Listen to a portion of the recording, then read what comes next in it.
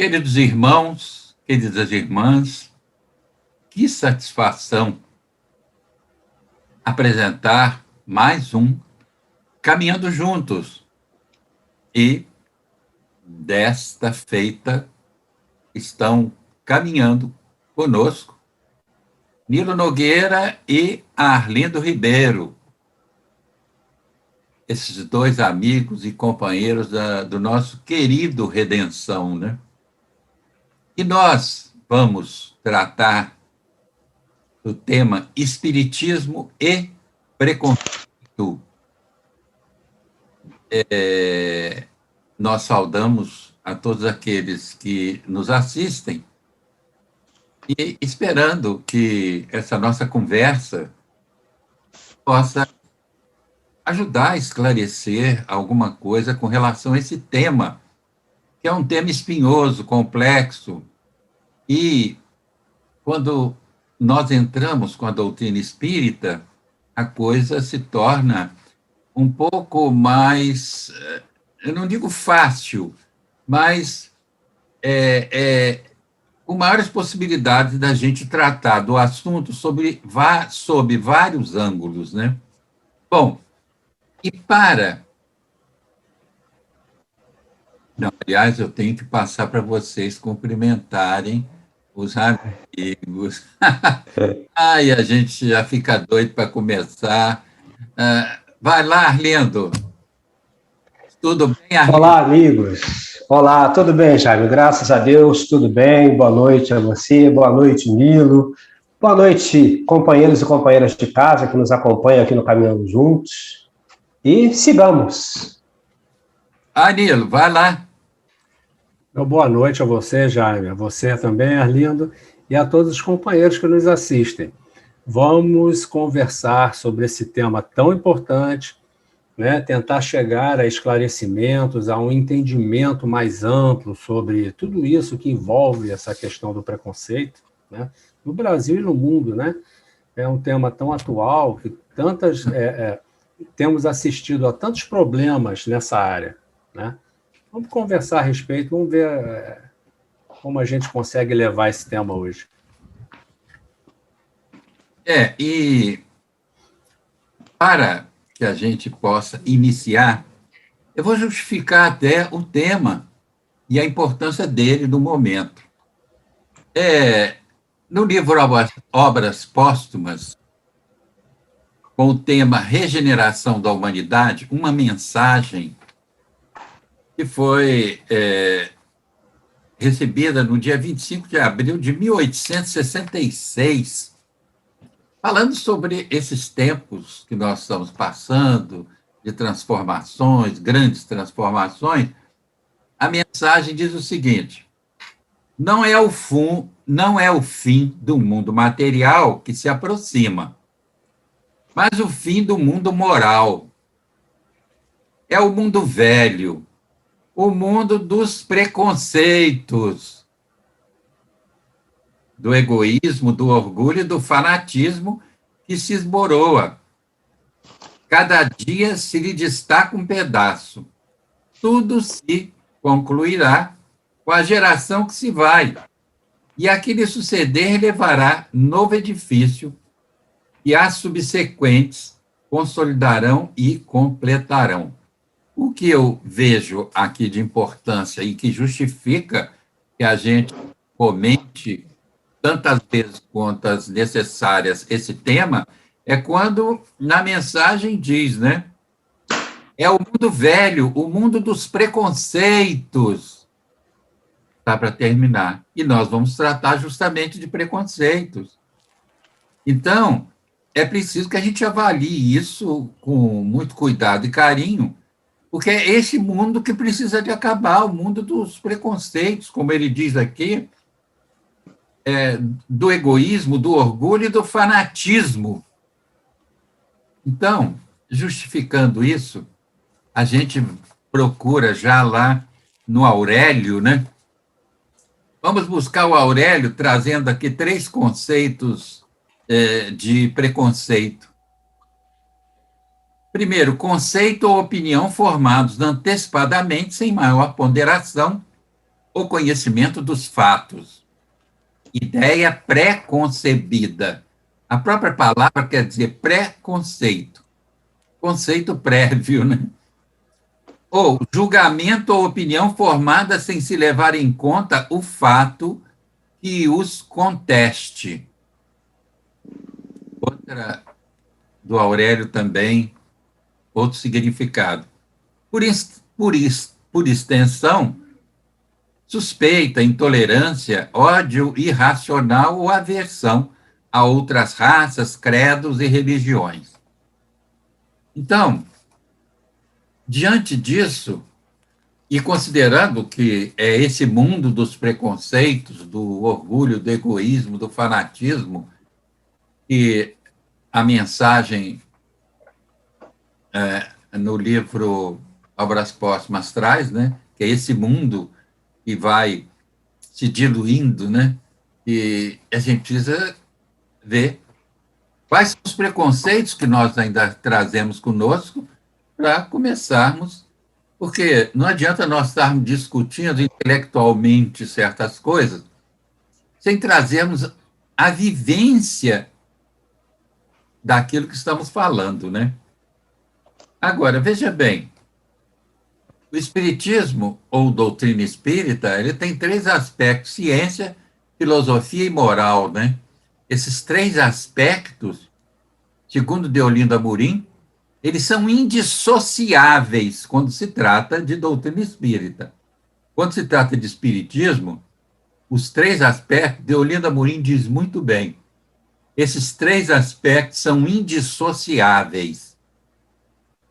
Isso é muito interessante. Por quê? Porque foi da ciência espírita que resultou a filosofia espírita. E foi da filosofia que surgiu, que os espíritos nos trouxeram a moral espírita, que, no fundo, é a moral genuína do Cristo, né? Bom, iniciando assim, eu gostaria de ouvir o Arlindo. Falar alguma coisa, Arlindo, para a gente esquentar aí a conversa. Essa abertura já foi interessante. Sim. Só um minuto, só não pode falar tudo, senão... Ah, sim, de maneira alguma. Quem sou eu? Mas essa abertura já foi interessante, porque, reportando-se você aí ao texto das obras póstumas, eu fui lembrando imediatamente, porque na pesquisa que nós ficamos fazendo, nós encontramos lá numa matéria da revista Carta Capital, uma matéria interessante e tal, que eu não vou entrar nela agora, mas tem um conceito, tem uma frase que eu achei linda para nosso momento de reflexão, que é simples, só diz assim: o preconceito é cego. Então nós já estamos convidados a nos livrar dessa cegueira, porque eu achei... É isso mesmo. Lapidar isso. O preconceito mesmo é cego. Então, esse é o primeiro ponto de reflexão. E nós vamos ter que trabalhar para nos livrarmos dessa nossa cegueira, para poder olhar o mundo de forma mais clara, mais objetiva, mais amorosa, mais fraterna, né? Mais humana. Mas é preciso que nos despamos desse preconceito, dessa cegueira que é o preconceito. Acho que é um caminho que a gente não pode abandonar. E aí, a doutrina dos espíritos, com esse tríplice aspecto que ela apresenta, ela já nos auxilia para sair desse buraco escuro, né? Dessa coisa trevosa que é o preconceito e que atrapalha tanto a vida da gente e de tantas outras pessoas, da sociedade que é travada de alguma sorte por conta dessa cegueira assumida aí. Então é isso, o primeiro passo. E você, Nilo, nesse primeiro passo, o que você gostaria de falar? Bom, eu gostaria de situar essa necessidade da gente entrar nesse tema e da gente poder esclarecer essas questões que estão acontecendo, que, como a própria doutrina espírita diz, é um processo natural de crescimento, né, de aprendizado da humanidade. Justamente por a doutrina espírita ter esses 3 aspectos, né, e principalmente o científico, quer dizer, isso é um farol, né, que nos foi dado para, a partir desse momento agora, do final do século XIX, século XX, a gente poder começar a se orientar melhor aqui no mundo e buscar caminhos melhores, né? De soluções para a humanidade, né? Então, assim, nós comentamos há um programa atrás que quando a coisa social chega a um ponto, né, parece que é um ponto de mutação em que a pressão acontece e aqueles que se agarram ao velho modelo tentam resistir a todo custo para que a mudança aconteça, né?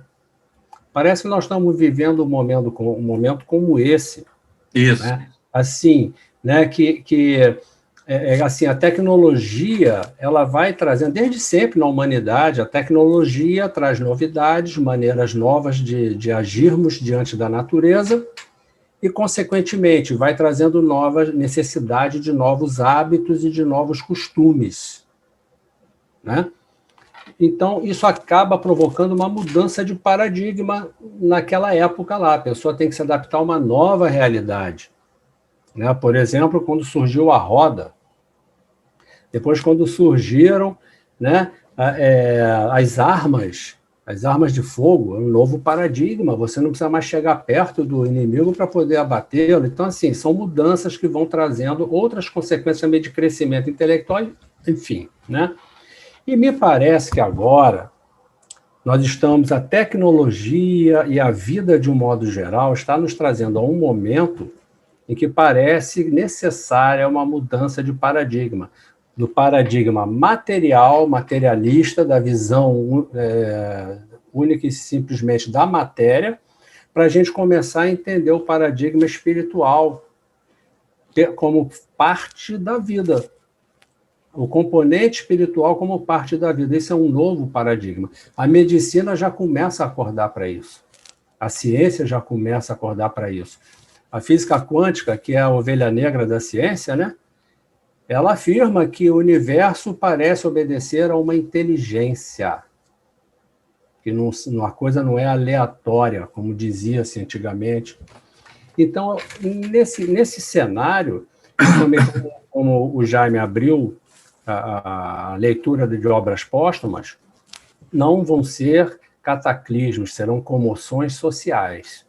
E parece, pelo que a gente está vendo, parece que o caminho vai ser por aí mesmo, né? Mudanças de costumes, hábitos, crenças, valores, atitudes, enfim, uma nova realidade diante dos nossos olhos, né?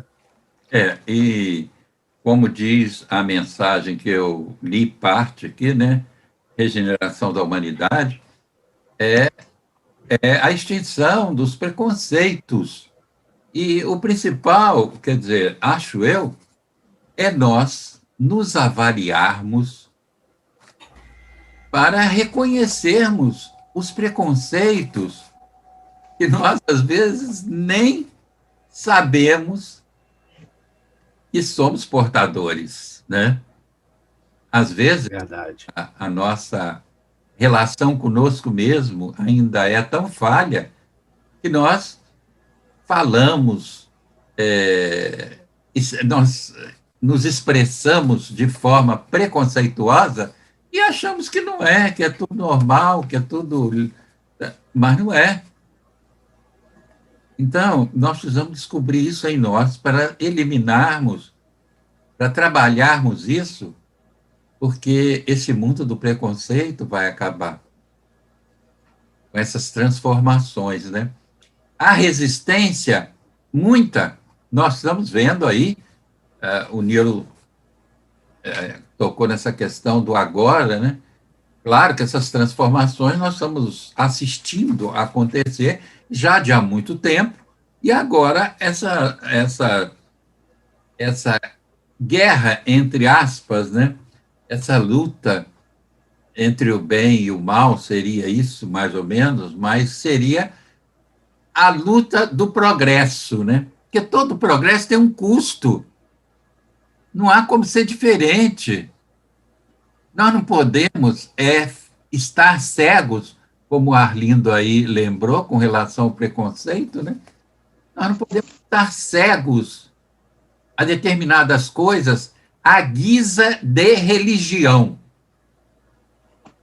Por pertencermos a determinada religião, às vezes, muitos de nós colocam olhos, né? Só quer ver o mundo através dessa religião, né? E vejam bem que os princípios doutrinários espíritas, quais sejam reencarnação, lei de causa e efeito, lei do progresso e daí por diante, tem muita coisa, nos levam a entender a diversidade de caracteres existentes na Terra, a diversidade sob vários aspectos. E para eliminar essa questão do preconceito, nós precisamos entender essa vivência humana, a nossa relação com o outro, a nossa relação conosco mesmo, com Deus e com o próximo. Não é isso? O que é que vocês acham? Vai lá, Arlindo. Eu estava aqui ouvindo vocês e refletindo que é interessante, né? Nilo falava sobre essa questão do nosso momento do mundo tecnológico, tudo avançando, e todos nós avançando, é uma ilusão do avanço, né, por causa da tecnologia. E aí Jaime falou de uma outra coisa também interessante, e que tem a ver, me parece, com uma proposição de Jesus, que ele disse assim, olha, quem tentar ganhar a vida, perdê-la-á. Mas eu penso nessa proposição, nessa colocação, é justamente nesse sentido, que todo mundo quer ir para o mesmo lugar que essa tecnologia estabeleceu, e nós vamos... Porque todo mundo quer ganhar a vida. Os que vão para a igreja ou para os templos religiosos estão indo porque querem ganhar a vida. Todo mundo quer se salvar. E aí, nesse afã de ganhar a vida, perdem. E perdem no sentido da vida espiritual, do plano moral em que essa vida se estabelece, que a gente joga fora. Por quê? Porque se você corre para ganhar a vida, deixando de lado o seu próximo, qual é a vantagem disso? Qual é o ganho efetivo disso? Então, toda vez que a gente tenta ganhar a vida nesse afã, a gente perde. E eu acho que a gente não pode perder isso de vista. O avanço, ele só faz sentido, ele só tem lógica, inclusive com a maravilhosa tecnologia, quando nós humanizamos essa tecnologia. Se nós não humanizarmos essa tecnologia, ou não nos humanizarmos ante ela, não tem jeito. É um passo para a derrota. E o homem veio para vencer. Tudo isso que está dado aí é para a nossa vitória, mas é nossa, conjunto. Não é minha vitória, nem a vitória dos companheiros que aqui estão isoladamente. É a nossa vitória. Ela só é possível nesse conjunto. Então é preciso que a gente pense, retome a ideia de humanização. Que a gente fica tão fanático que a gente se desumaniza, mas que é avançar, porque nós queremos ganhar a vida. Cuidado, companheiros, que a gente precisa ter muito cuidado. Isso. Quer dizer, estava em discussão aí a questão de abrir templo, fecha templo, abre templo, aí o Supremo se pronunciou. Olha, gente, quem estiver muito preso à questão da religião não vai sair desse sistema, até o opressor. Em alguns momentos, um sistema religioso altamente opressor. Vejam a sabedoria do padre Júlio Lancelotti. Ele se pronunciou lindamente essa semana. Olha o que ele disse. O templo é um detalhe. Espaço. Você pode viver sua religião sem ter templo. Você pode viver a sua religião sem ter templo. Ele disse, templo é um detalhe, é espaço. Agora, a gente sabe que por trás disso há outros interesses. Funcionam, né? Infelizmente. Né?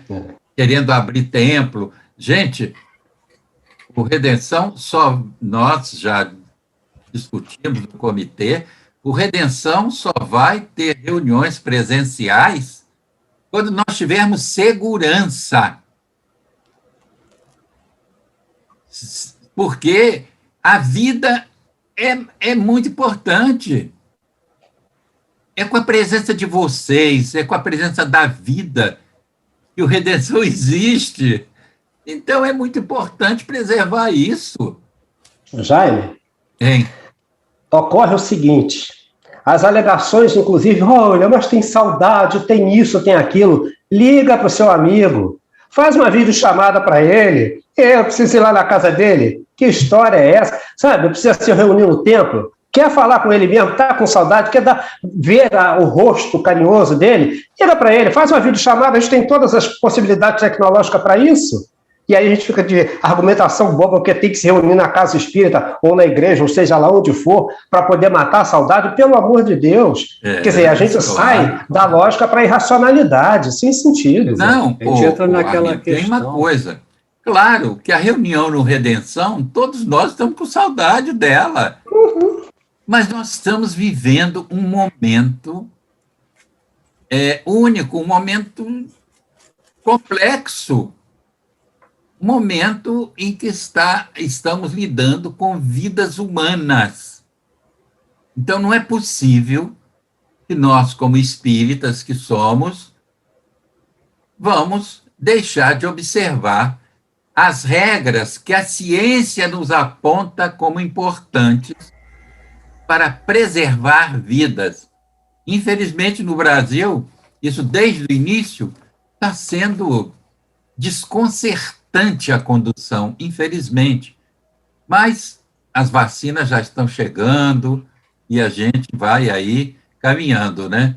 E a gente, mais uma vez, diz, vacine-se, não deixe de se vacinar.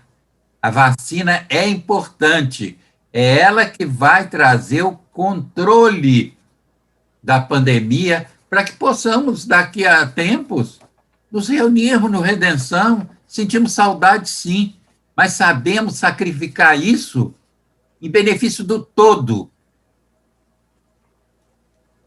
Agora, Jaime, aquela questão que a gente precisa pensar, né? Quer dizer que se não estivermos no Redenção, então a gente deixou de ser espírita?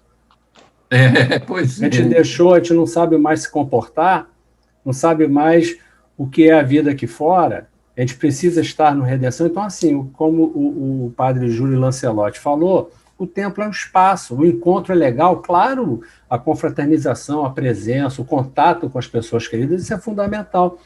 Mas aí vem aquela questão da importância da gente saber trazer para a vida aqui fora, contextualizar tudo que a gente aprende com a doutrina espírita, tudo que a doutrina espírita nos aponta, nos ensina, a gente tem que saber contextualizar no dia a dia, aqui fora, nas situações, nas atitudes, nas nossas escolhas, e saber, né?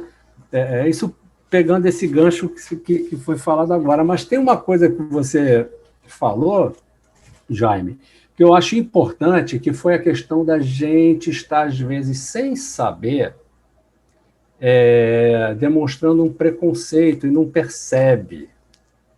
Isso é uma coisa importantíssima para a gente começar essa questão do preconceito, porque ela vem por questões étnicas, culturais, e a gente não percebe, a gente não acha que é preconceituoso, né? Até o dia que a gente, um belo dia, abre a boca e fala, eu tenho um amigo e tal, ele é negro, olha, mas é gente boa.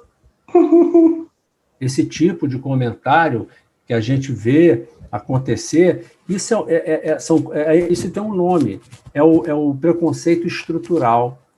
Ele perpassa as pessoas socialmente, culturalmente, as pessoas não percebem, porque tem todo um raciocínio, uma lógica que sustenta esse modo de pensar.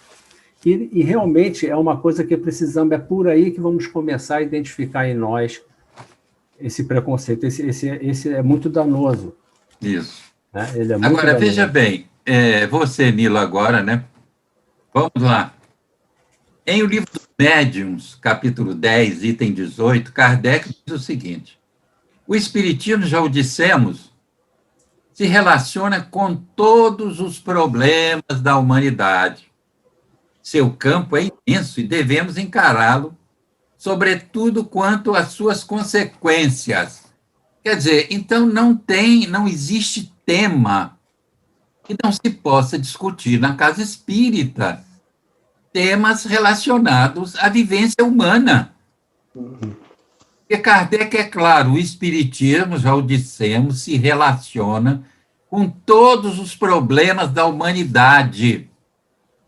Então, não tem essa de não se discutir feminicídio na casa espírita. Não tem essa de não se discutir e conversar sobre homossexualidade na casa espírita. Não tem essa de deixar de falar sobre as ocorrências que a doutrina espírita pode trazer luz para que a gente possa viver melhor. Não é, Nilo? Sem dúvida, Jaime. Até então, até antes da doutrina espírita, nós vivíamos nesse mundo tentando dar conta do que a gente consegue ver, enxergar e compreender, estudar, né? A doutrina espírita veio nos descortinar uma realidade muito mais ampla. Ela veio nos mostrar o que é a vida, o que é o universo, de que se trata isso tudo. Né? Ele vem contextualizar a existência humana, o encarnado, como parte de uma realidade maior. E mostrar as relações disso tudo. Então, é claro que toda e qualquer questão que aconteça na vida humana pode ser explicada e pode ser entendido nessa dimensão maior da vida. É nesse sentido que a doutrina espírita se relaciona com todos os problemas, porque nós fazemos parte desse universo, dessa vida, do jeito como ela é. Né? Então, tudo está englobado dentro dessa realidade maior, que é a vida espiritual, a relação com a vida material e os dramas que acontecem a partir daí.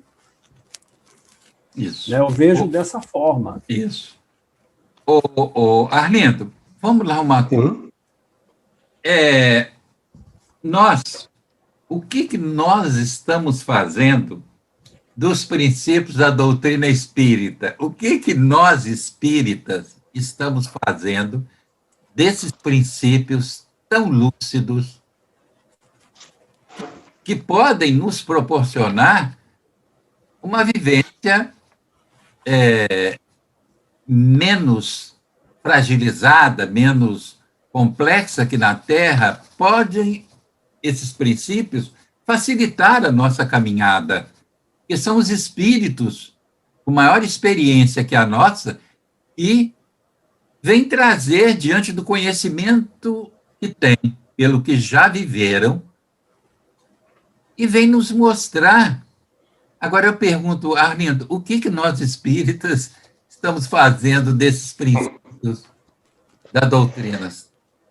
Eu lembro de uma coisa interessante, Jaime, e Nilo, com relação a isso, é que eu acho que nós temos algumas dificuldades que nós espíritas acabamos trazendo, ou mantendo, talvez. Por exemplo, quando se fala dessa questão do centro espírita, né, as pessoas precisam, não, tem que estar lá, se não estiver lá, é a mesma coisa, a gente já comentou isso aqui. Agora, isso não pode fazer da gente tentar contrariar a ciência, e contrariando a ciência nesse aspecto, pondo as vidas em risco desnecessariamente. Então, quando eu preciso ir para a casa espírita, porque eu preciso, é parecido com idolatria, né? Porque eu preciso de algum lugar, eu preciso de uma imagem, então eu também preciso do centro, porque senão eu não consigo fazer. Mas tem um aspecto mais avançado, que é aí dentro dessa questão que você coloca, que numa certa ocasião, num dos nossos grupos de estudo, até que nós fomos no sábado, fazendo com um livro que a gente trabalha com toda a doutrina, para aqueles que estavam universitários e tal, eu, num certo momento do estudo, eu dizia para os companheiros assim, mas olha, de alguma maneira nós estamos aqui muito materialistas lidando com isso. E uma companheira disse, mas nós, espíritas materialistas, pois é, está dando valor a tantas coisas miúdas que são aprisionantes, que isso é materialismo. Porque a doutrina não precisa desse livro agarrado aqui, não precisa nem dessa nossa postura. O que a doutrina precisa é que a gente compreenda isso, e compreendendo, a gente fica em casa, embora ansioso para ver o outro, etc, etc, a gente fica em casa com consciência de que nós estamos fazendo o nosso melhor para esse momento que é importante, que é fundamental para que as pessoas se mantenham sadias, saudáveis, cuidando de quem está em casa e cuidando de quem precisa estar na rua, mas que não precisa da nossa companhia lá na rua com ele. Então, quer dizer, se eu não consigo pensar assim, eu não sou espírita, eu acho, porque a gente não está compreendendo o que essa doutrina nos dá de cabedal para a compreensão do que é a vida, porque a doutrina, ela existe para nos dar vida, para nos auxiliar a entender todos esses momentos, todos esses. Ninguém está menos triste do que nós, ou mais tristes do que nós. É muito ruim você estar em casa, olha, estamos só eu e minha mulher, e graças a Deus temos uma cadela linda, maravilhosa. Tem uma hora que isso enlouquece a gente, é claro. Olha, eu leio, a gente ouve música, eu capino, mexo no quintal, eu planto. E mesmo assim tem horas que você fica, meu Deus, não é? Agora, isso não pode me deixar, não deve me deixar em desequilíbrio quando eu recorro a esse cabedal, que é esse cabedal que vai estruturando a minha intimidade. Esse cabedal é que me equilibra. Esse cabedal, ele foi feito, ele nos é proporcionado para que nós tenhamos equilíbrio. Não estamos melhores do que ninguém, não. Mas nós estamos em condições indiscutíveis de olhar com olhinhos de ver. E aí compreender, e compreendendo serena o coração, e age, porque o universo é ação, a vida é trabalho, nós estamos trabalhando o tempo todo. Já ele trabalha na casa dele, eu trabalho aqui, o Nilo trabalha no trabalho dele, infelizmente tem que sair. Mas olha só, cada um de nós fazendo a nossa parte da melhor maneira possível, com a confiança plena de que Deus é misericordioso. Ele nos deu tudo isso, que tudo isso é permissão divina, é possibilidade que ele nos dá a cada momento da nossa trajetória para novos aprendizados. A nossa reforma, olha a mudança moral que se falou no início desse nosso encontro, ela vai se estabelecendo assim, nós vamos compreendendo a necessidade da mudança, nós vamos compreendendo para que serve essa tecnologia toda que nós estamos lançando mão aqui agora. Olha, ela serve para isso, para unir pessoas de um polo ao outro. Nós temos amigas, uma amiga que mora na Alemanha e assiste esses nossos trabalhos. Nós nos conectamos, nós conversamos, a gente fala com todo mundo. Jaime tem parente nos Estados Unidos, minha esposa tem a família em Portugal, parte da família em Portugal. Todo mundo se fala, todo mundo se vê, o carinho, o afeto, o amor se expressa. Através de quê? Dessa tecnologia que Deus nos propiciou, através da ciência que o homem produz, para que nós continuemos avante. E como é que nós, espíritas, vamos jogar fora? Porque quando nós jogamos fora a lógica e a racionalidade disso, a gente está jogando fora o amor que Jesus ensinou. Que ele ensinou a amar. Amar nesse amorzinho, não. Amar é isso. Amar é lidar com o outro, dando a chance dele continuar vivo, estando saudável, para não contaminar o outro, para não receber dele contaminação, para não espalhar ainda mais essa virulência, que está aí não à toa, para esse novo aprendizado. Qual é o novo aprendizado, amigos? Amor. Amor. A gente perde isso, joga fora o Espiritismo, porque o Espiritismo é essa revivência de amor que Jesus nos ensinou. Literalmente. Se a gente joga isso fora, não adianta. O que adianta estudar tudo isso? Olha aquela velha cultura axilar. Debaixo do braço, livro não faz diferença. No máximo, ele vai começar a cheirar mal. Ele precisa ter o seu conteúdo invadido, compreendido, esmiuçado, para poder alimentar esse ser que vive aqui. Porque esse ser que vive aqui é que sou eu. Não é esse aqui de fora, não. Eu vivo aqui. Você vive aí, dentro desse corpinho. Mas é esse cara que vive aí dentro que precisa estar nutrido por isso aqui. Então é importante lembrar isso. Senão o Espiritismo fica sem sentido. E nós temos tudo para dar sentido, não só à nossa vida, mas à vida de uma comunidade inteira, pela exemplificação. Porque quando eles veem o seu entendimento, a sua compreensão, eles compreendem. Ou, no mínimo, chamam a atenção. Que será isso que faz esses caras estarem tão mais tranquilos do que nós? E a gente está dando exemplo equivocado? Puxa vida. Ô Nilo, veja bem, vamos voltar ao padre Lancelotti. Ele fala no templo a questão do espaço, né, físico, porque o espaço emocional, afetivo, espiritual, ele independe do templo. Ele independe do templo. O problema maior, Nilo, a meu ver, é que nós, como aliás, o Arlindo frisou, apesar de nos considerarmos espíritas, somos tremendamente apegados à matéria. Exatamente, já. O negócio está aí, né, Nilo? Essa questão aponta exatamente para isso, né? Quer dizer, será que a gente ainda precisa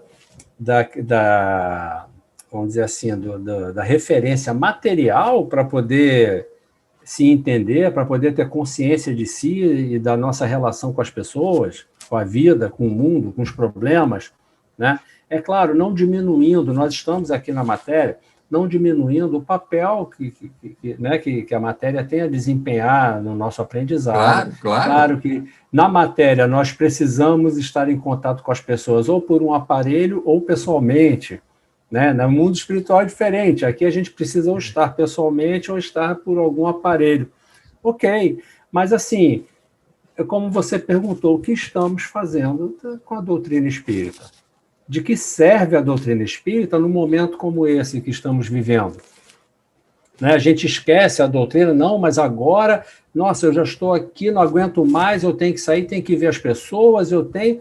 Peraí, e aquilo tudo que você estudou, isso tudo que você sabe de doutrina espírita, no momento que estamos vivendo, como é que você vai enfrentar, pensar, enxergar, entender tudo isso que estamos passando? Né? Esse é o ponto. Né? Por que estudamos tanto? Para quê?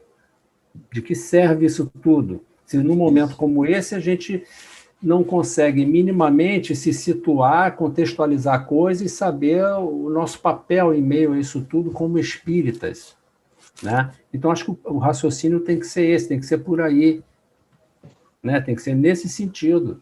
Buscar essa lógica, buscar um entendimento novo, buscar... É claro, como o Arlindo falou, está todo mundo sentindo falta de companhia, da presença dos amigos, das pessoas queridas, né? Mas estamos lutando. Alguém falou uma vez, eu li isso, achei interessante. Nós estamos enfrentando uma batalha, uma luta. É uma luta. E temos um papel a desempenhar nisso aí. Né? Como você falou, né, do trabalho, eu tenho atendido online, eu tenho trabalhado online, porque eu até pensei em retornar para o consultório, mas quando a coisa começou a piorar novamente, eu falei, não, ainda não está na hora, porque eu tenho medo de que ali, aquele lugar, entra uma pessoa, sai, vem outra pessoa, aquilo se torne um ponto de contaminação. Então, assim, eu achei melhor, por enquanto, ainda não retornar. Claro. Isso tudo a gente tem que pensar. Tudo isso faz parte desse momento que estamos vivendo, para cada um estar trazendo as suas questões, está tendo que enfrentar os seus desafios, né? E vamos tentar ajudar na medida do possível, uns aos outros. Né?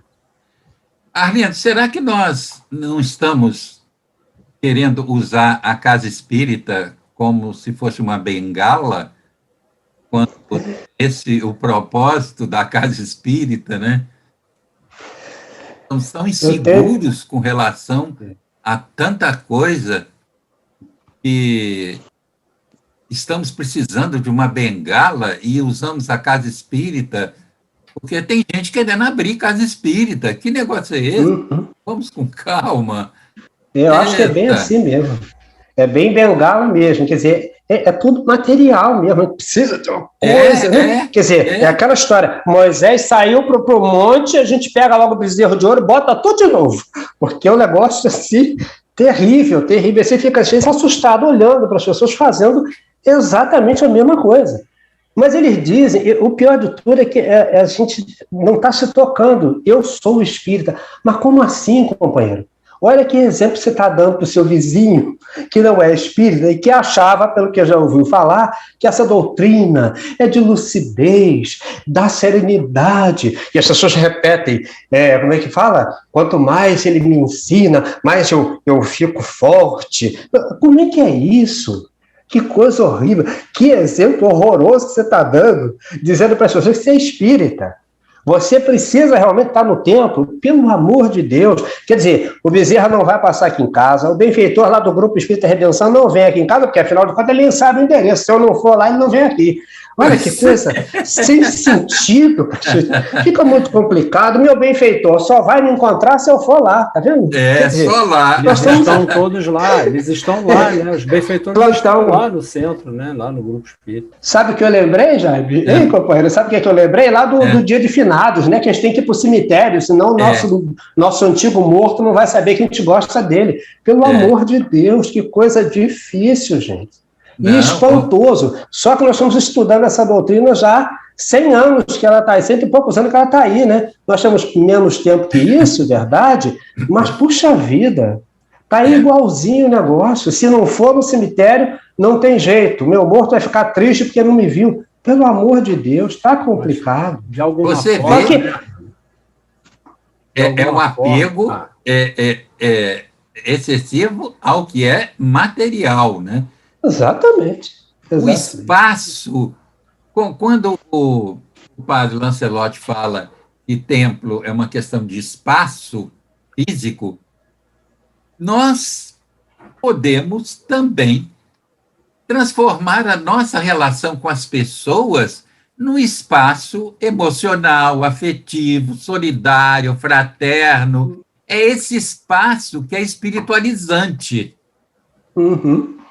É esse espaço que nos dá a possibilidade de nos melhorarmos como seres humanos.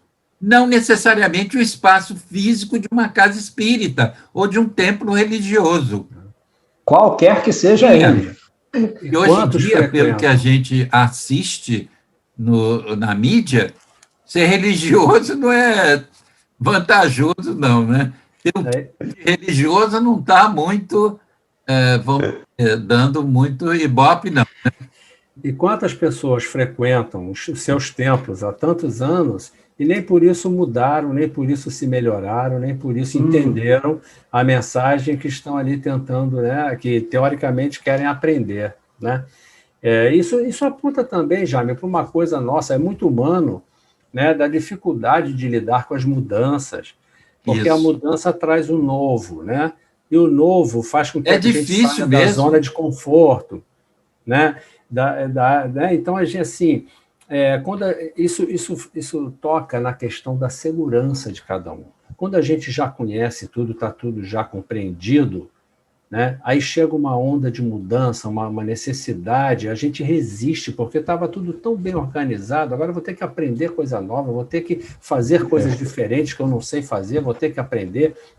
Então essa é a resistência que o mundo encontra para o novo, para as novidades, né? E que é sempre assustador, né? É sempre assustador. Mas você vê, na pandemia, quantas pessoas se renovaram? Quantas pessoas renovaram sua forma de viver, de trabalhar, de se sustentar? Quantas coisas, serviços novos surgiram? Quantas pessoas se reinventaram, né? Então, quer dizer, não é que a gente tenha que achar que isso é uma coisa boa, não é isso, mas isso acontece, isso está aí. Então, o que é que vamos fazer? O que vamos fazer, né?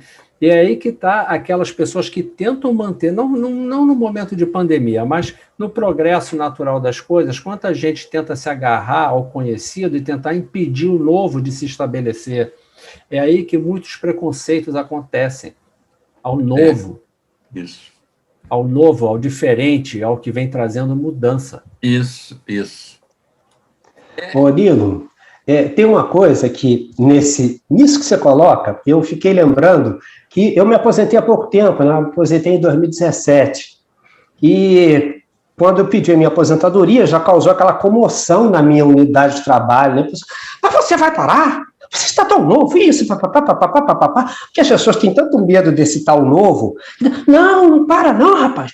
Você fica mais um tempo, que vai ter um dinheiro assim. Vai ter... Eu digo, olha, gente, olha só. Eu trabalhei 39 anos. Eu quero exatamente isso, parar. Já dei minha costa de trabalho. Agora eu vou ficar na minha casa.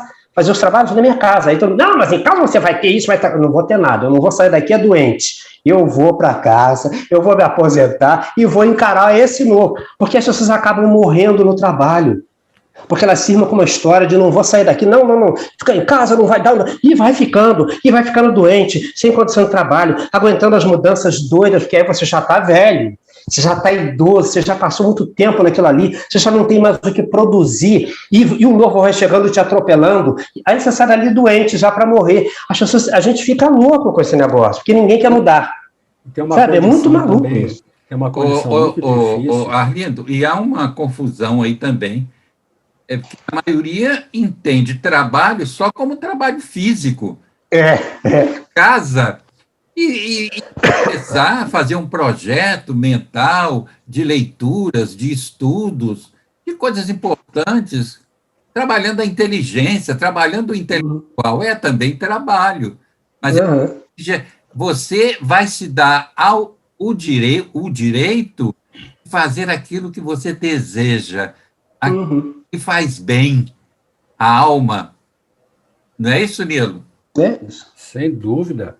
Né? Como nós dissemos daquela outra vez, né? Confúcio diz que procure na vida fazer o que você gosta, que você nunca vai precisar trabalhar. É claro que isso não faça assim, não é tão simples, né? Claro, né? As coisas não são assim. Mas se você não entende o que você está fazendo ali no seu trabalho, que papel aquilo tem na sua vida, se aquilo não tem pelo menos um papel maior de você entender que você está participando de um processo de produção, que você está ocupando o seu lugar no mundo, que você está criando aqui a sua família, está possibilitando recursos para realizar outras coisas na sua vida, né? Então, assim, é poder olhar para isso como uma possibilidade e não como uma condenação, né? Quanta gente se fecha nesse mundo, nessa rotina, vamos dizer, naquela rotina diária do trabalho, naquela vida limitada de apenas casa e trabalho, às vezes um fim de semana vai a um restaurante, e quando se aposenta está desconectado do mundo, não sabe onde se situar. Isso são coisas que acontecem com pessoas, não precisa ser uma pessoa muito diferente, não, com muita gente boa acontece. Por quê?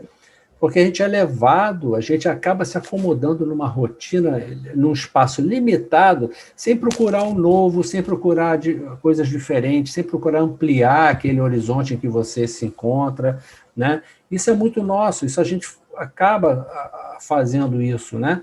E às vezes vem um problema, uma comoção para sacudir a gente, para mostrar que o mundo é maior do que aquilo, que a vida é muito maior do que aquilo, né? Então, talvez a gente não precise ficar esperando isso acontecer, né? Vamos começar a pensar, vamos começar a olhar em volta, né?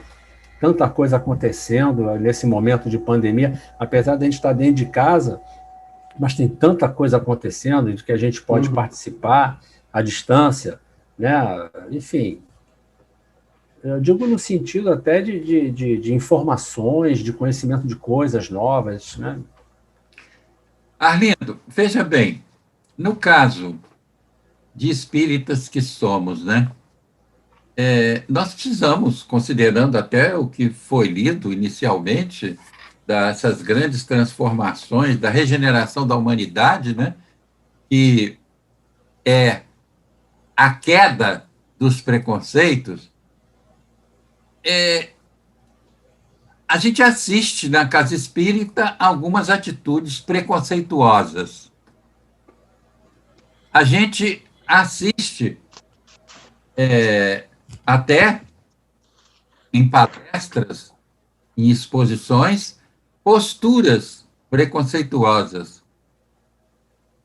Será possível que a doutrina não foi capaz, Arlindo, de nos sensibilizar ainda para o outro, para essa diversidade que nós temos que aprender a respeitar?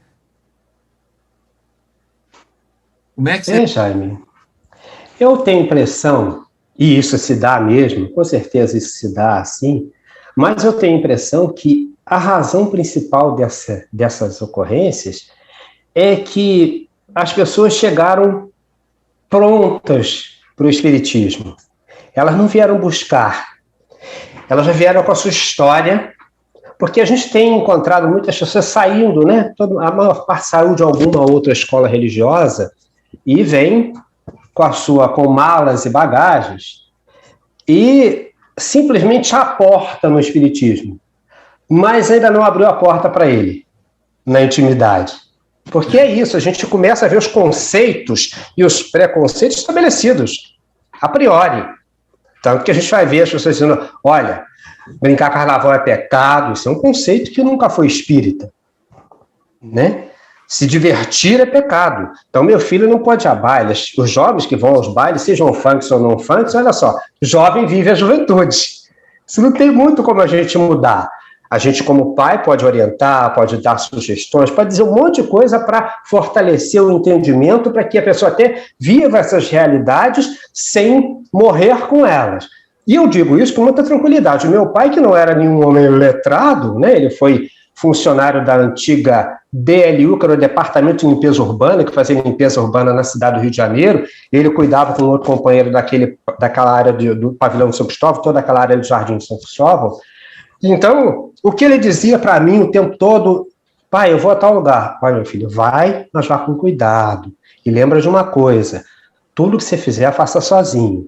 Esse negócio de fazer coisa amontoado com gente não é bom, porque todo mundo tem a sua própria responsabilidade, você tem que ter a sua. Meu pai era um iletrado. Mas não pensou, você não vai. Então eu pude ir. Eu fui aos meus bailes black na época, nunca usei black porque eu não gostava, nunca fumei maconha porque eu não gostava, não tive desejo de experimentar. Não tive, teve gente que quis experimentou e até ficou. E eu nunca tive. Cocaína, nunca tive desejo de experimentar, bebi bastante cerveja. Foi uma opção, né? Até o momento de encontrar-me e dizer, peraí, esse não é o caminho. Mas assim, a gente está dizendo, hoje, espírito, não faça isso. Olha, o espiritismo nunca disse para alguém não fazer alguma coisa. Não faz sentido isso. Então as pessoas vieram prontas com o espiritismo, mas não querem abrir a porta para ele entrar. Porque se ele não entrar, não vai ser possível você se tornar espírita de verdade. Aí você vai reproduzindo no campo do espiritismo as suas ideias, as suas histórias, as suas verdades, que, de modo geral, são contrárias às ideias do espiritismo. Porque ele não é preconceituoso, ele não preconcebeu nada. Kardec estruturou isso sem preconcepções.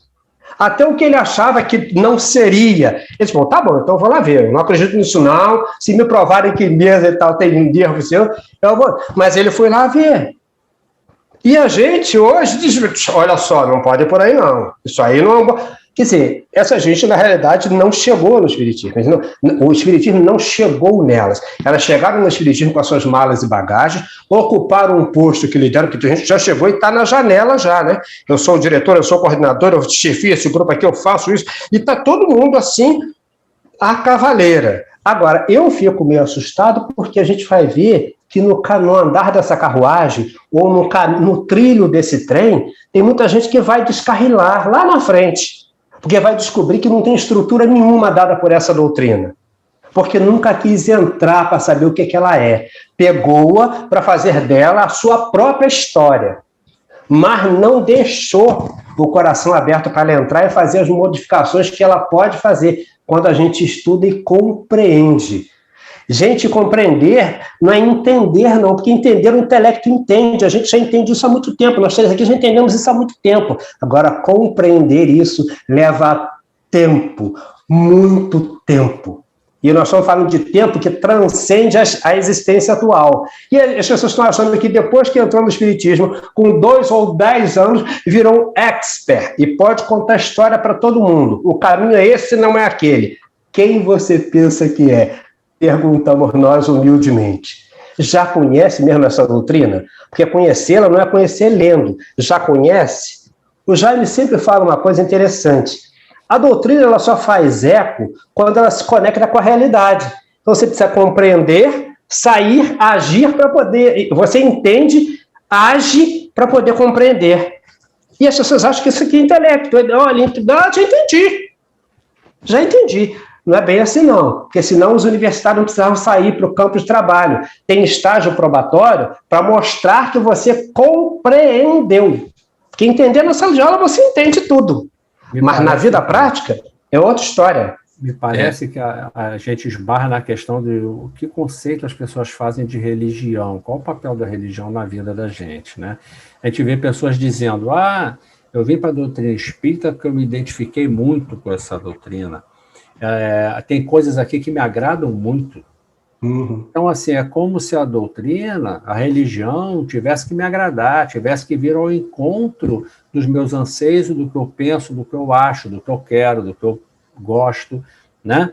Quer dizer, então é uma questão de entendimento, qual o papel da religião na sua vida. Você está ali para se divertir, para ter prazer, ou você está ali para começar a ampliar o seu entendimento da vida, o seu papel na vida, por que sofremos, por que estamos aqui, que relação tem as nossas atitudes com o que a gente vive, com o próximo, com os outros, né? Então, assim, isso é meio confuso ainda, me parece, para muita gente, né? Ô, Nilo, diante do que você está falando, então não existe transformação. Não existe. Porque se você não aceita o novo, se acalentado. você não procura compreender o novo, como é que você vai compreender o Espiritismo, que é uma doutrina relativamente nova? Sem dúvida. Procede do catolicismo, procede de outras crenças, você tem que se abrir ao novo. Sem dúvida. Eu venho sofrendo a minha vida inteira, aí eu quero achar uma religião que me ajude a encontrar Deus para ele tirar o meu sofrimento, para ele acabar com o sofrimento da minha vida. Quer dizer, eu venho sofrendo há tanto tempo, eu não paro um minuto para pensar, será que eu tenho que mudar alguma coisa no meu jeito de ser, no meu jeito de viver, no meu jeito de valorizar as coisas à minha volta? Por que será que eu estou sofrendo? Né? Que são as mudanças que nós temos que fazer de atitudes, de temperamento, de personalidade, de valores, né? Que é para isso tudo que a doutrina espírita nos sinaliza, nos aponta esse caminho de mudança e transformação de quê? De valores, de concepções, de pensamentos, de crenças, enfim, não é? É um propósito, né? Ô, Arlindo, vamos lá. No caso do preconceito com o idoso, como é que a gente vê o preconceito com o idoso?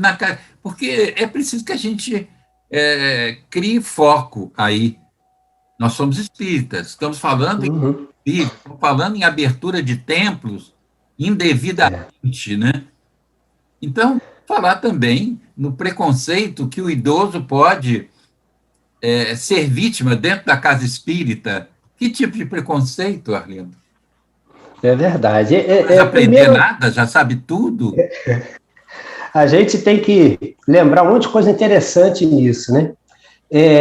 Eu fiquei com essa história do idoso, porque a gente tem o serviço social, de alguma maneira, ele lembra um pouco essa proposição do Espiritismo que se relaciona com um monte de ciências, né? E isso nos facilita muito um melhor entendimento da vida também. Então, o que acontece? Tem um trabalho, e esse trabalho é um trabalho importante, que é um trabalho da Sociedade Brasileira de Geriatria e Gerontologia. E eles tratam da questão do que eles chamam de etarismo, que é o preconceito contra o idoso, que atinge a sociedade como um todo, e não menos os centros espíritas, né? O idoso no centro espírita aplicar passe, parece que ele não pode, que eles até relacionam assim, o idoso é doente, o idoso tem baixa capacidade, o idoso é frágil demais, então tem uma série de bobagens que se estabelecem para o idoso ficar fora de certas situações, seja para o passe, e aí eu fiquei revendo essas coisas, e lembrando de Dona Leonor, né? Quantos anos Dona Leonor ficou aplicando o passe? Eu cheguei no Grupo Espírita da Redenção e a Dona Leonor já estava lá, idosa, já octogenária, e chegou a quase 100, fazendo exatamente o que gostava de fazer e fazia bem. Então a gente vai vendo que isso é um equívoco, né? Mas tem isso. Idoso, né, é um pouco rechaçado, né? Idoso não achava nem para falar. Só um instante. Você sabe que tem casas espíritas que passou dos 65 anos, não dá mais passe. Não importa Pois é. se o esposo está bem, se está... 65, quer dizer, seguindo, colocando as leis do mundo material para legislar o trabalho na casa espírita. 60... Novamente. Sim, Ele isso. devia ter prioridade para ir dar passe. Pois é. Não, Você sabe bem. que a minha irmã teve... ela não esteve bem, né? Então, uma casa espírita, o Redenção era mais distante, e havia uma casa espírita que nós conhecíamos, e que foi dar passe na minha irmã. Então, veja bem, iam duas senhoras, né? E ia uma outra, coitada, que tinha 70 anos. A terceira, ela ia, e ela falava, você vê, eu não posso dar passe. Estou aqui cheia de saúde, cheia de... Lá na nossa casa, depois dos 65 anos, não pode dar passe. Que isso? Onde é escrito isso? Kardec fala que a mediunidade pode surgir até nos 70, na idade avançada, e ficam as pessoas criando uma doutrina paralela. E contrária, né? Porque, veja bem, Jaime, inclusive contrária, porque, veja bem, nós não sabemos o tempo de vida de cada um. Então, eu posso estar com 70 e vou viver até 90. E se eu estou saudável, quem é você para contrariar algo que a ciência não contraria, que o próprio espiritismo não contraria? Porque, olha, você tem energia para dar, dê. Mas a gente vai nesse... o mais interessante é que, nesse caminho, nós vamos paralisar tudo.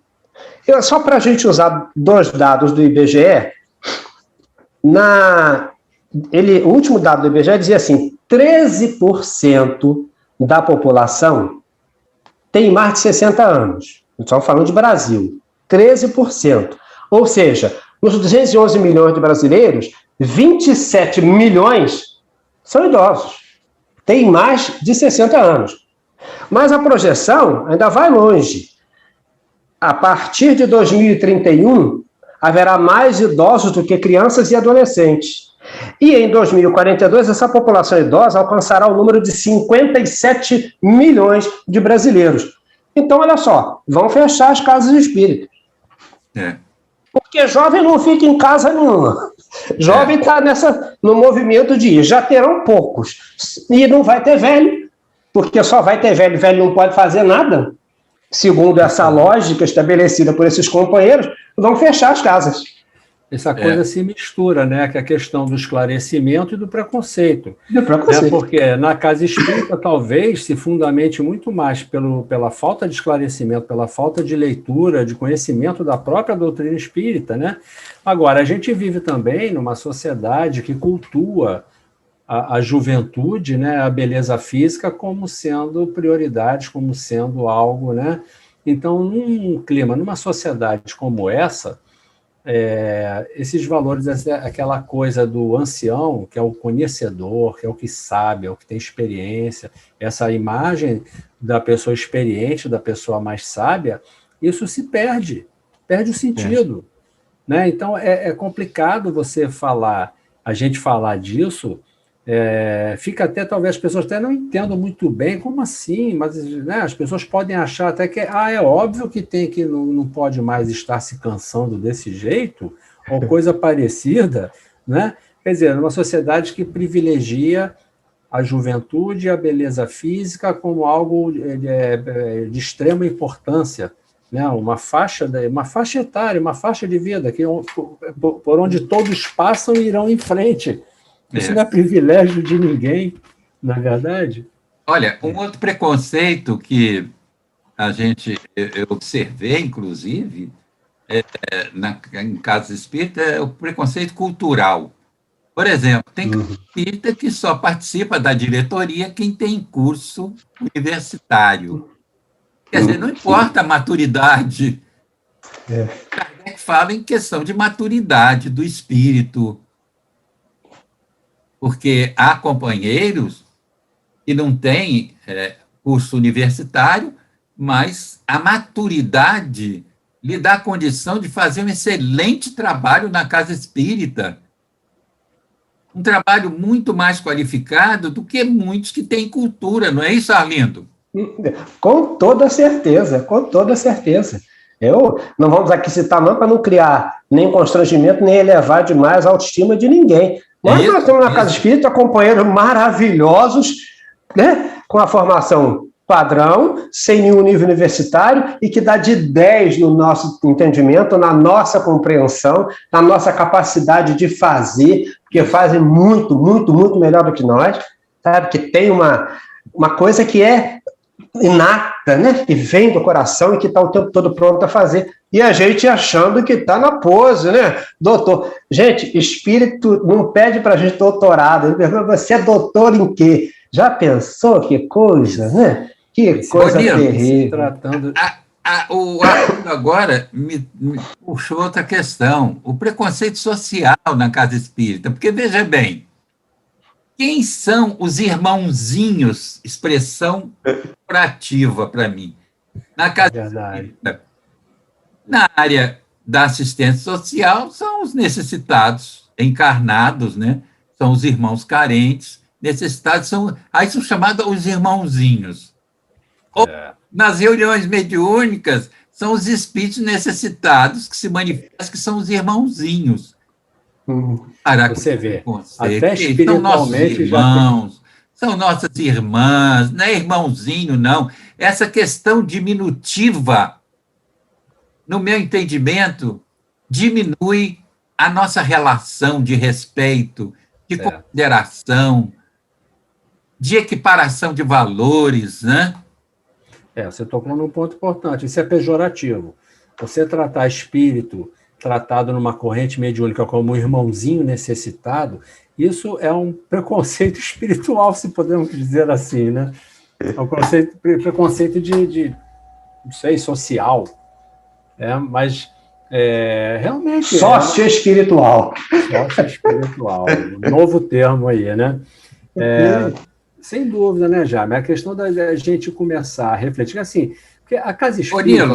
Nilo, mas eu falei também naqueles que vão buscar o alimento na casa espírita. Não, sim, eu também. Eles são chamados de irmãozinhos. Sim, pejorativo. Que irmãozinhos são nossos irmãos? Que isso? Irmãozinho é pejorativo.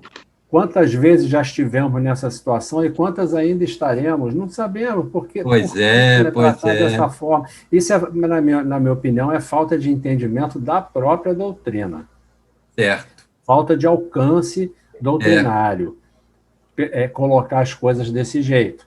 Né? Mas, Nilo, você sabe que eu acho que o que traz isso é um veículo chamado religião.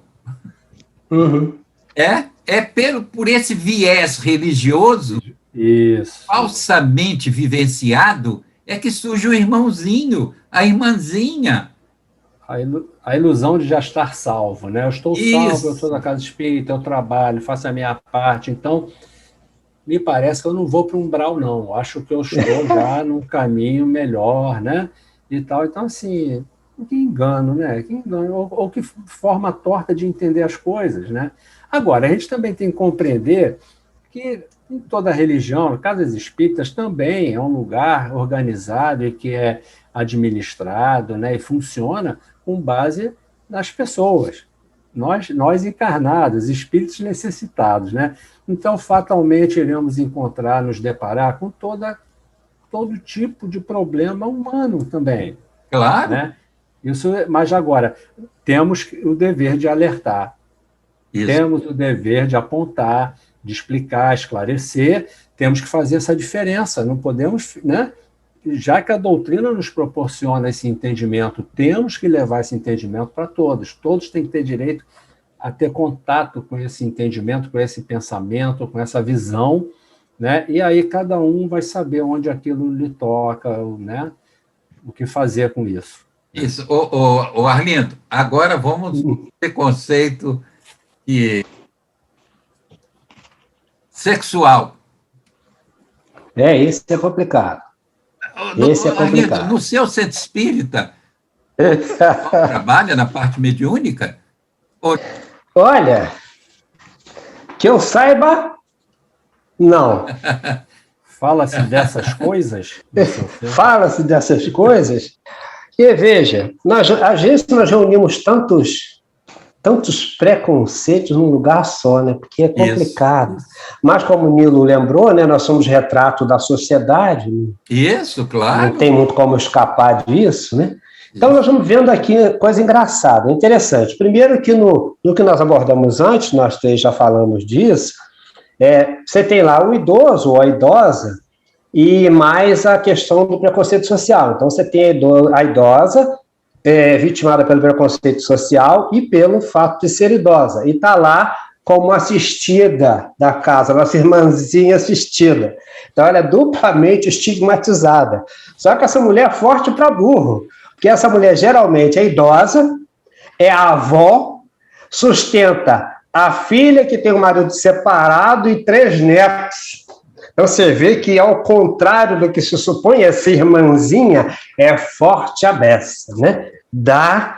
É madeira de dar em doido, como diziam os mais antigos, né? E aí, a questão sexual, então, complica mais ainda. Você sabe que a questão sexual, Jaime e Nilo, eu lembrei de uma coisa, porque tem um livro que eu gosto, eu vou ter que mostrar, porque eu gosto muito desse livro.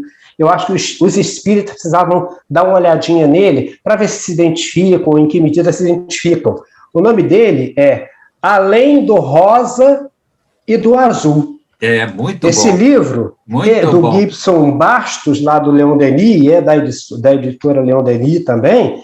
É um livro que aborda isso com muita clareza, porque o Gibson, inclusive, ele faz o relato de um momento, e ele foi diretor de mocidade, né, por 10 ou 15 anos, e num certo momento ele recebe um telefonema de uma amiga, que muito cuidado, olha, eu estou com 2 jovens aqui, que são homossexuais, tem uma postura muito legal, ela teve até o cuidado de dizer para ela, eles se portam muito bem e tal, não tem nada a ver, são gente boa, para ir, pode frequentar lá, porque eles já tinham tido problema numa casa, numa outra casa religiosa, evangélica, e foram expulsos dessa casa por serem homossexuais.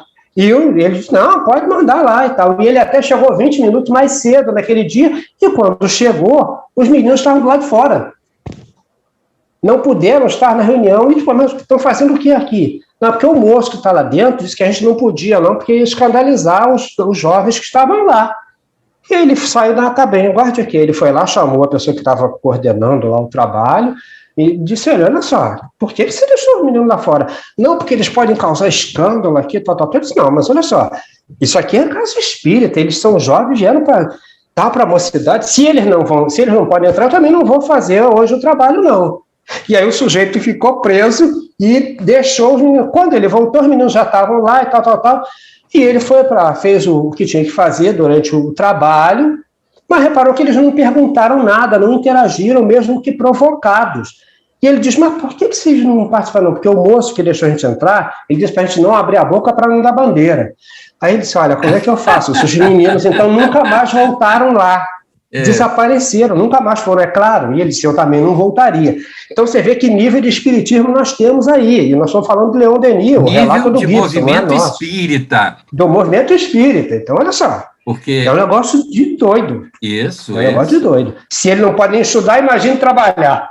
Ele não pode nem estudar, olha só, ele não pode ir para a mocidade espírita porque ele é homossexual.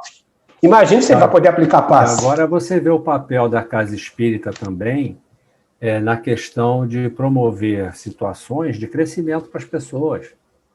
Esse evangelizador, esse companheiro aí, sendo chamado a se renovar, a se instruir, a se melhorar, a crescer, a se libertar de preconceitos e tal.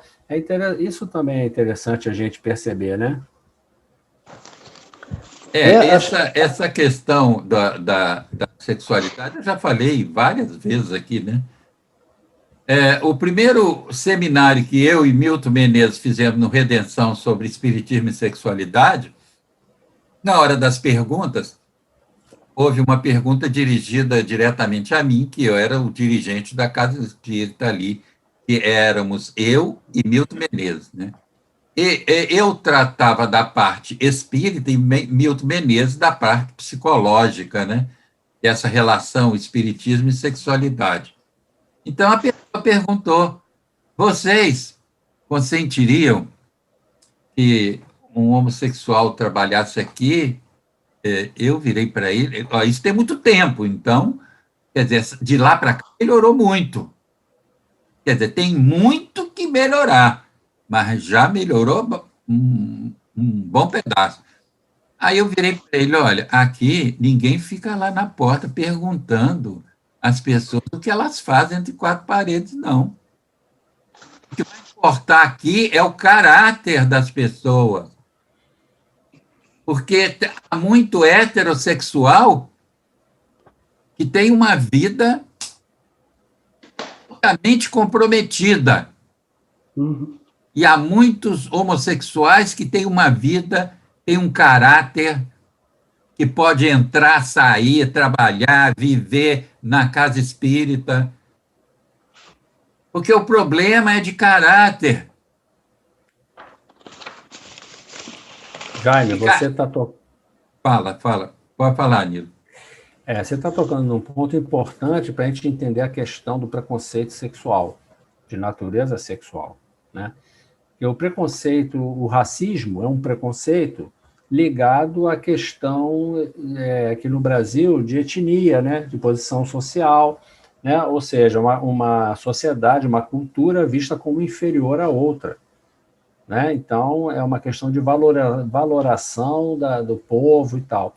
Na questão sexual, é uma questão religiosa, moral, que é visto as pessoas que não estão dentro do padrão preconizado, né, de masculino e feminino, homem e mulher, é visto como algo imoral, que foge aos preceitos religiosos de certo e errado, de Deus, né? Então, assim, o que ampara esse preconceito é a visão, é a ideia da identidade dessas pessoas como pessoas dissolutas, pessoas sem moral, sem valor social nesse sentido.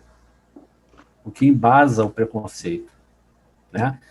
Como você falou, é como se por causa da opção, da orientação, melhor dizendo, sexual, a pessoa não tivesse caráter. Como se o caráter dependesse da orientação sexual. E deveríamos, então, perguntar aí no nosso mundo político, no nosso cenário político, né? Esses que estão roubando, que não têm caráter, que mentem, que desviam verbas, são, né? Quantos se estão dentro das religiões, Nilo? São machões, são heterossexuais e tal, né? E estão aí barbarizando, levando o nosso país para esse cenário de desastre, né? Acredito eu que a questão da sexualidade está na promiscuidade, tanto hétero como homossexualidade. A promiscuidade, sim, cria aí problemas sérios para a pessoa, né? Mas por que haveria impedimento de um homossexual trabalhar na casa espírita? Sendo uma pessoa de caráter, sendo uma pessoa que se integrou no estudo e na vivência da doutrina espírita. E até tem o seu parceiro, ou a sua parceira, mulher, né? E tem uma vida que procuram ter ética na condução das suas vidas, né? Quer dizer, por que essas pessoas não podem trabalhar na casa espírita? Por preconceito. Preconceito prévio, sem uma avaliação maior. Aí a gente vai naquele texto de Kardec, da Revista Espírita, de janeiro de 1866, As Mulheres Têm Alma, né? E aí ele traça ali toda uma questão da possibilidade, a gente entende ali da possibilidade de um ser humano, no sexo masculino, sentir afeto por outro ser humano do sexo masculino, como também do feminino. Ele mostra essa possibilidade ali, é só ler e procurar entender que Kardec, já em janeiro de 1866, nesse texto As Mulheres Têm Alma, já acena com isso. E nesse mesmo texto, ele fala na emancipação legal da mulher. Olha aqui, esse homem estava muito além do seu tempo, por isso foi perseguido. Até hoje nós estamos discutindo isso. Nós estamos discutindo que a mulher ganha menos na mesma posição que um homem, né? Na questão profissional. Bom, meus amigos, mas já esclareceu isso há tanto tempo, né, Jaime? Hein? A doutrina espírita já esclareceu isso há tanto tempo e nós ainda hoje estamos discutindo isso. Olha só, como estamos atrasados, né? A igualdade de direitos entre homens e mulheres é uma proposta da doutrina, está no texto doutrinário. Você vê que entre as diversas religiões, há algumas que também agem assim. O Espiritismo não faz nenhuma diferença. Há mulheres presidentes do Centro Espírita. Eu só gostaria de ver uma mulher como presidente da Federação Espírita Brasileira. Aí é que a porca pode torcer o rabo. Mas, olha, as mulheres são presidentes de centros espíritas, trabalham nas federativas, têm cargos importantes, tem mulheres extraordinárias no movimento espírita, tem mulheres extraordinárias como Dora Encontre e tantas outras, né, que já passaram.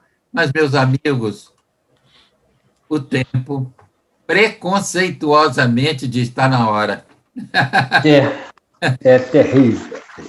Eu vou passar para vocês se despedirem e que a gente procure olhar com muita atenção e um olhar mais esperto para as nossas atitudes, para ver a carga de preconceitos que a gente ainda exerce no falar, no se relacionar com os outros, né?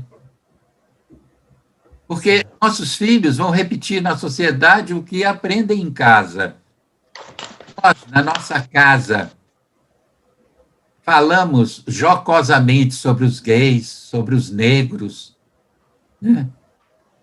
Sobre os deficientes físicos. Nossos filhos na rua vão fazer a mesma coisa.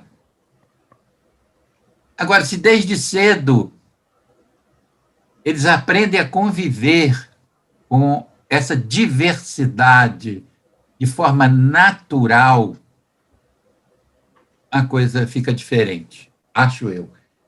Arlindo, para as suas despedidas, Arlindo. Eu gostaria de deixar... Eu gostaria de deixar uma reflexão para os amigos e amigas de casa, e para nós também, de alguma sorte. O tema que nós pretendemos abordar nesta noite, neste nosso encontro, ele perpassa por uma série de grupos que sofrem preconceitos. E o mais engraçado é que esses grupos são sempre apontados generalizadamente, mais equivocadamente, como minorias.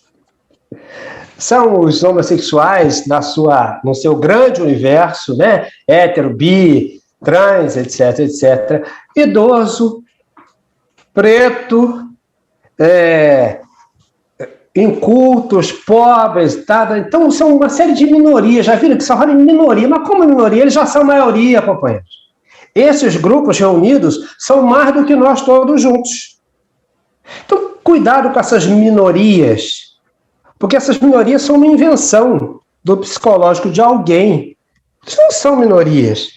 São seres humanos como nós, lutando por direitos. E olha que essas conquistas estabelecidas até aqui são efetivamente conquistas, resultado de lutas árduas. Isso mesmo. A conquista contra o preconceito racial, contra as homofobias, contra as criminalizações das sexualidades alheias. Tudo isso é fruto de muita luta, de muito suor. Isso mesmo. É muita gente brigando. Então, para com esse negócio de minoria. Isso é minoria, não. É gente lutando por autovalorização, lutando por respeito e dignidade. Então a gente não pode esquecer isso. A gente fica olhando assim, minoria. Quando eu falo de minoria, eu olho para baixo, um grupinho. Né? Não, é esse grupo ombreado com a gente aqui que faz essa sociedade andar. Eles ajudam a gerir a sociedade que vivemos. Até quando a gente vê aquela preta lá que cata latinha, ela não contribui para a sociedade. Como não? Ela vende latinha e compra depois a mercadoria. Dá dinheiro de imposto de toda maneira, igualzinho a todo mundo. E, aliás, até mais, sem o direito que a maioria tem, sem ter casa, sem ter uma série de coisas. Isso. Então, olha só, vamos parar com esse negócio, vamos olhar direitinho para isso, que a gente está equivocado no olhar. Né? Ô, Arlindo, e tem uma coisa, essas ditas minorias seriam acolhidas por Jesus. Sem dúvida. Com certeza. Ele ia acolher a todos. Ele ia acolher a todos, porque ele veio para consolar, esclarecer, orientar e ajudar. É isso aí. Fala nisso. É isso aí. Meus amigos, boa noite, um grande abraço, um beijo no coração de todos vocês. Jesus iria acolher como acolheu, né? Isso. Como recorreu a todos eles. Bom, para me despedir, eu gostaria de lembrar que o preconceito é ensinado, portanto, é aprendido. Né? Como o Jaime bem colocou, quando conversamos com as crianças, estamos passando, às vezes, subliminarmente, mensagens de isso pode, isso não pode, aquilo é aceitável, aquilo não é, não faça isso, faça aquilo, cuidado com isso, cuidado com aquilo. A criança começa a entender o que pode, o que não pode, e vai construindo a sua ideia. Né? O que é o preconceito? É uma ideia pré-concebida. É um conceito que você faz independentemente da experiência que você teve com a coisa lá, que é o objeto do seu preconceito. Você faz uma ideia sem ter vivido nada com aquele grupo, com aquela pessoa, com aquela situação. E isso vem a reboque dos processos históricos, né? Da velha dominação do mais forte em cima do mais fraco, que é a história da humanidade. A partir daí se estabelecem conceitos de valor, de valoração do mais forte e desvalorização do mais fraco. E a partir daí eu posso discriminar. Então, o preconceito, ele leva à discriminação. A gente discrimina aquele porque que nós identificamos como diferente, o menor, o pior, o mais feio, o menos valorizado, a gente discrimina. Né? Então, precisamos começar a pensar sobre isso. O que temos aprendido sobre preconceito? Que visões, que conceitos nós trazemos, que ideias nós fazemos das coisas, das pessoas do grupo LGBT, que é mais, enfim, das etnias no nosso país, né? Dos orientais, dos negros, enfim, precisamos começar a nos questionar sobre que conceitos a priori trazemos sobre essas questões, como estamos sobre isso. O que diz a doutrina espírita? E como eu me sinto? Se eu me sinto desconfortável, se eu não gosto, se eu me sinto mal, vamos começar a pensar, vamos começar a enfrentar isso para a gente se livrar desse mal-estar, porque isso é um mal-estar que foi desenvolvido através de uma crença falsa que foi passada culturalmente, socialmente, enfim, sem a gente perceber às vezes. Nem nossos pais percebiam que eram racistas ou eram machistas, enfim. Né? Então, nesse sentido, vamos ficar atentos. Temos material para isso, temos como nos libertar disso tudo. Porque a ideia é essa, é a gente se libertar, não se trata de moralismo, trata-se da gente se libertar dessa prisão, que é um pensamento estreito que nos leva por reações estereotipadas que não nos deixa liberdade de pensar e de viver. Porque, aliás, moralismo não liberta, né? Moralismo não liberta. Não. Pelo contrário, é uma prisão, né? É isso. Moralidade, sim. Sim, moralidade. Moralismo, não. Isso. Bom, meus amigos, isso que eu tinha a dizer. Uma boa noite a todos. Arlindo, Jaime, muito obrigado por mais essa oportunidade.